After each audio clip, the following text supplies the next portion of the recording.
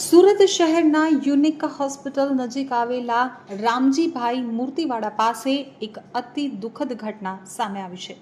અજાણ્યા શખ્સો દ્વારા લગભગ 15થી 20 શ્રીજીની મૂર્તિઓની આંગળીઓ ખંડિત કરવામાં આવી છે। આ ઘટનાથી મૂર્તિકાર શોકમાં ગરકાવ થઈ ગયા છે અને તેમનો 4 મહિનાનો પરિશ્રમ નિષ્ફળ જતા તેઓ ધ્રુસકે રડી પડ્યા હતા। જો કે સમગ્ર મામલે ખટોદરા પોલીસે તપાસ શરૂ કરી છે। તો રામજી મૂર્તિવાડા પાસે લગભગ 150 કરતાં વધુ ગણપતિજીની પ્રતિમાઓ બનાવવામાં આવી રહી છે। જો કે આરોપ છે કે અજાણ્યા લોકોએ આ 15થી 20 પ્રતિમાઓની આંગળીઓ ખંડિત કરી નાખી છે। આ કૃત્ય પાછળ કોનો હાથ છે તે હજુ સુધી જાણી શકાયું નથી। મૂર્તિકારનું કહેવું છે કે તેઓ જમવા માટે ગયા હતા તે દરમિયાન આ અપકૃત્ય કરવામાં આવ્યું છે। તેમને આ ઘટનાની જાણ ત્યારે થઈ જ્યારે મૂર્તિઓ જોવા માટે કેટલાક લોકો આવ્યા અને તેમની નજર ખંડિત થયેલી મૂર્તિઓ પર પડી। આ જોતા જ મૂર્તિકાર ભાંગી પડ્યા અને રડતા રડતા પોતાનો આક્રોશ વ્યક્ત કર્યો હતો। તો સૌથી મહત્વની વાત એ છે કે જેટલી પણ પ્રતિમાઓ છે તેમાંથી માત્ર શ્રીજીની પ્રતિમાઓની જ આંગળીઓ ખંડિત કરવામાં આવી છે। અન્ય કોઈ જગ્યાએ પ્રતિમાને નુકસાન પહોંચાડવામાં આવ્યું નથી। આ સમગ્ર મામલાની જાણ થતાં જ ખટોદરા પોલીસ દ્વારા તાત્કાલિક તપાસ હાથ ધરવામાં આવી છે। તો ખટોદરા પોલીસ મથકના ઇન્સ્પેક્ટર BR રબારીએ જણાવ્યું હતું કે અમને જાણ થતાં જ પોલીસ તાત્કાલિક ઘટના સ્થળે પહોંચી હતી।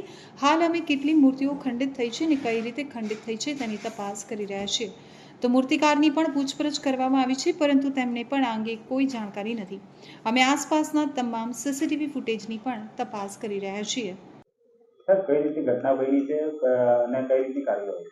आज साँझना समय 4 થી 5 વાગ્યાની આજુબાજુ खटोदरा પોલીસ સ્ટેશનમાં યુનિક હોસ્પિટલની બાજુમાં મૂર્તિકાર છે રામ અવની દેવનાથ, જે પોલીસ છેલ્લા 3 મહિનાથી પંડાલ લગાવીને મૂર્તિઓ બનાવવાનું કામ કરે છે। નાની 3 ફૂટથી 5 ફૂટ સુધીની અલગ અલગ મૂર્તિઓ બનાવતા હોય છે અને જાણે કે પોતાના પંડાલની અંદર 200-250 મૂર્તિઓ, તે પૈકી 10 થી 12 મૂર્તિઓના આંગળીઓનો ભાગ તૂટી ગયેલો છે, હાથના પંજાના ભાગે થોડું ઘણું નુકસાન થયેલું છે।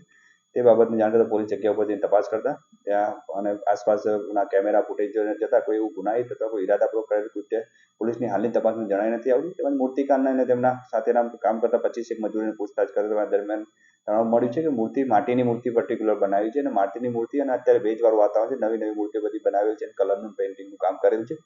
તેમજ મૂર્તિઓના પેસેજ નજીક ગોઠવેલા છે। હજારો લોકો મૂર્તિઓના ઓર્ડરવાળા જોવા પણ આવતા હોય છે અને પોતાની ઓર્ડર હોય તે મૂર્તિઓ લેવા બી હોય છે। ત્યારે મૂર્તિઓ નીકાળતા, બહાર કાઢતા અને ખસેડતા સમય અથવા કોઈ લોકો પોતાના પરિવારના બાળકો સાથે આવતા હોય છે તો હાથનો ટેકો દઈ દેવાથી અથવા આગળ પાછળ થવાથી એ મૂર્તિઓનું નુકસાન થયું હોવાનું અત્યારે પ્રાથમિક તપાસ દરમિયાન જણાઈ આવે છે। કોઈને ઇરાદાપૂર્વક અથવા ગુનાહિત કૃત્યથી કોઈ આવો બનાવ બનેલ નથી એવું પોલીસ તપાસ દરમિયાન પ્રાથમિક તપાસ દરમિયાન જણાઈ આવે છે। જેથી ખોટી અફવાઓથી દૂર રહેવું જોઈએ। લોકોને શું મેસેજ? લોકોનો મેસેજ છે, આ માટીની મૂર્તિ છે, બહુ ટૂંકા પેસેજમાં હજારો લોકો લેવા માટે આવતા હોય, એ દરમિયાન બાળકો પરિવાર સાથે આવતા હોય, તેમજ કોઈ નજીકનો ટૂંકો પેસેજ છે, સાંકડો પેસેજ છે, એટલે હાથ મૂકી દેવાથી કે અડી જવાથી નાની મૂર્તિઓ બહાર નીકાળતા, અંદર નીકાળતા અને ઓર્ડરની મૂર્તિઓ બહાર નીકળતા પણ નાનું મોટું નુકસાન અલગ અલગ જગ્યાએ 12 થી 13 મૂર્તિઓને થયેલું છે। એ લોકોએ કોઈ ખોટા ઈરાદાથી અને ખોટું કૃત્યથી કોઈને નુકસાન કરેલું કોઈ પોલીસ તપાસ દરમિયાન જણાઈ આવેલ નથી, એટલે આવી અફવાઓથી દૂર રહેવું જોઈએ।